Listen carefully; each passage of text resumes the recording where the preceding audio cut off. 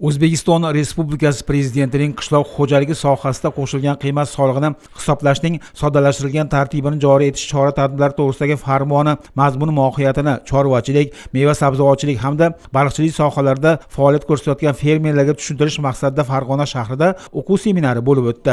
Respublika Qishloq xo'jaligi vazirligi soliq qo'mitasi va Farg'ona viloyati hokimligi hamkorligida tashkillangan anjumanda farmonda belgilab qo'yilgan imtiyozlar xususida atroflicha ma'lumot berildi. Farmonga ko'ra fermer xo'jaliklariga katta imkoniyatlar yaratilmoqda. Xususan 2026-yil 1-yanvardan boshlab ularga qishloq xo'jaligi mahsulotlari realizatsiyasi uchun qo'shilgan qiymat solig'ining 0 stavkasi joriy qilinadi. Farmonni qabul qilishdan ko'zlangan maqsad 2026-2027-yillarda qishloq xo'jaligi sohasida rasmiy tovar aylanmasini kamida 3 barobar oshirishdir. Yana shunisi muhimki, hujjatda belgilab qo'yilgan imtiyozlar yashirin iqtisodiyotga chek qo'yadi. O'quv seminarida fermerlarning farmonga doir savollariga mutaxassislar tomonidan javoblar berildi.